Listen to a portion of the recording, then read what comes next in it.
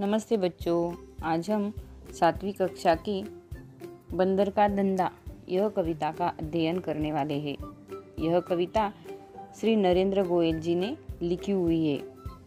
उनका हम संक्षिप्त में अब परिचय देखेंगे। उनका जन्म 21 अक्टूबर 1963 में पिलखुवा, गाजियाबाद, उत्तर प्रदेश में हुआ है। उन्होंने बहुत सारी रचनाएं की हुई है। गीतमाला, गीत गंगा, गीत सागर, झूला झूले, चीची चिड़िया आदि। नरेंद्र गोयल जी एक बाल मनोवैज्ञानिक के ज्ञाता जाने जाते हैं। अपने बाल उपयोगी बहुत सारी रचनाएं हिंदी जगत को उन्होंने दी है।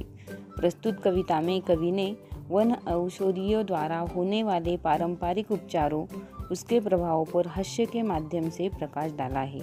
वन औषधीय यानी वन में उगने वाली औषधि वनस्पति। यह कविता में हमें बहुत मजा आने वाला है।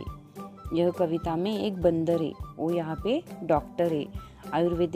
आयुर्वेदिक का यहाँ पे हमें बहुत सारा उपयोग बताया गया है। अब पहले हम कविता का गायन करेंगे और फिर बाद में कविता का अर्थ भी स्पष्ट करेंगे।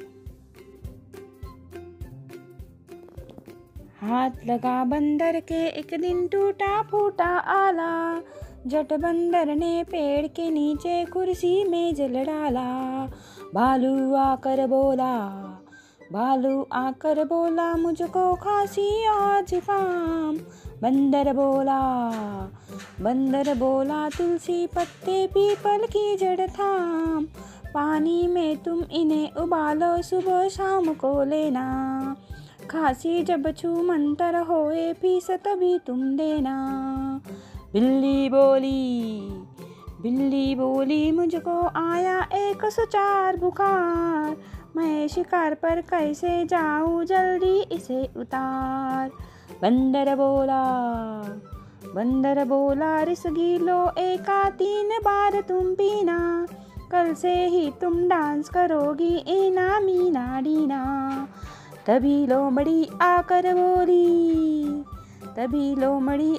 बोली चिकना सुंदर मुझे बनाओ। मैं हूँ देखूं सबसे सुंदर, ऐसी बूटी लाओ। बंदर बोला घी कुंवार तुम दोनों समय लगाओ। चमकेगा कुंदन सा चेहरा, फीस मुझे दे जाओ। चल निकला बंदर का धंधा, अब हो मौज मनाता। अच्छी जड़ी बूटियाँ जंगल से वो लाता।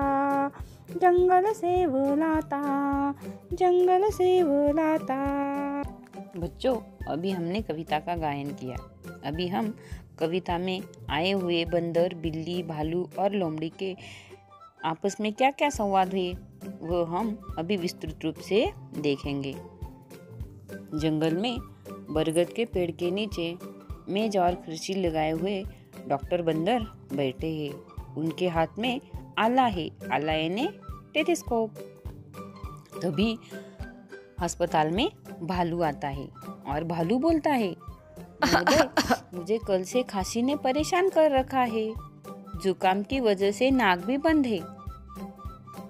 बंदर अपना आला से भालू की छाती और पीठ पर फिराता है। उसे बंदर डॉक्टर चेक करते हैं। बंदर डॉक्टर बोलते हैं, यह वातावरण का असर है, चिंता की कोई बात नहीं। ये लो तुलसी के पत्ते, इसे अच्छे से उबालो।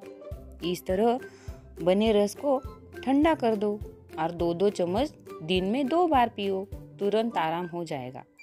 यहाँ पे देखो बच्चों, हमें तुलसी के पत्ते की बहुत बड़ी जानकारी दी गई हुई है। तभी भालू बोलता है, अच्छा साहब, बहुत बहुत धन्यवाद, आपकी फीस। डॉक्टर बंदर बोलते हैं, तुम ठीक हो जाओ फिर दे देना। और हाँ, ठंडी चीजें, ठंडा पानी और खट्टी चीजें से परहेज करना, यानी वो बिल्कुल भी मत खाना। हम भी जब बीमार होते हैं और डॉक्टर के पास जाते हैं तो डॉक्टर हमें यही सलाह देते हैं। भालू बोलता है, धन्यवाद डॉक्टर साहब। तभी बिल्ली का आगमन होता है। म्याऊ म्याऊ म्याऊ म्याऊ म्याऊ करके आ जाती है। बिल्ली बोलती है, चिकित्सक महोदय, मेरा बदन जोर से तप रहा है, और शरीर में कमजोरी भी लग रही है, कृपया मेरी मदद करो। भालू वहाँ पे खड़ा ही रहता है।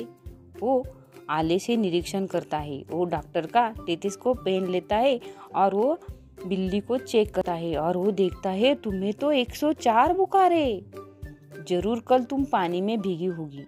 तब बिल्ली बोलती है जी हाँ, मैं कल बारिश में भीग गई थी, इसीलिए मुझे इतना जोर सा बुखार आया। बंदर डॉक्टर बोलता है ये लो, एक बोतल गिलोय का रस, दिन में 3-4 बार चम्मच पी लेना, कल तक बिल्कुल ठीक हो जाओगी। बिल्ली बोलती है क्या मैं आज शिकार पर जा सकती हूँ मैं? बंदर बोलता है नहीं नहीं, आज तुम आराम करना, एक दिन उपवास अच्छा है, कल चली जाना, आज बिल्कुल भी कहीं मत निकलना। बिल्ली बोलती है अच्छा धन्यवाद। तभी लोमड़ी का आगमन होता है और लोमड़ी आती है। बंदर डॉक्टर बोलता है कहो लोमड़ी मौसी, कैसी हो? लोमड़ी बोलती है अरे क्या बताऊं बेटा, उम्र बढ़ जाती है तो रूप ढल रहा है, इसी से परेशान हूँ। बंदर डॉक्टर बोलता है इसमें परेशानी की क्या बात है मौसी, ये लो घी कुंवार, दिन में 2 बार लगाओ, कुंदन जैसे चमकने लगेगी। बंदर डॉक्टर ने उसे घी दिया, असली शुद्ध घी। वो उन्होंने दिन में 2 बार लगाने के लिए बोला है और वो उनका चेहरा सोने जैसा चमकने लगेगा, ऐसा भी डॉक्टर बोलता है। लोमड़ी मौसी बोलती है क्या सचमुच डॉक्टर? बंदर बोलता है हाँ पक्का, और लाओ मेरी फीस 100 रुपया। बंदर डॉक्टर यहाँ पे उससे फीस भी मांगता है। उन्होंने पहले भालू से तो फी नहीं भी ली थी और लोमड़ी से वो 100 रुपये फी मांग रहा है। लोमड़ी मौसी बोलती है वाह, तूने तो मेरी समस्या ही हल कर दी, ये लो 100 रुपये, भगवान तेरा भला करे।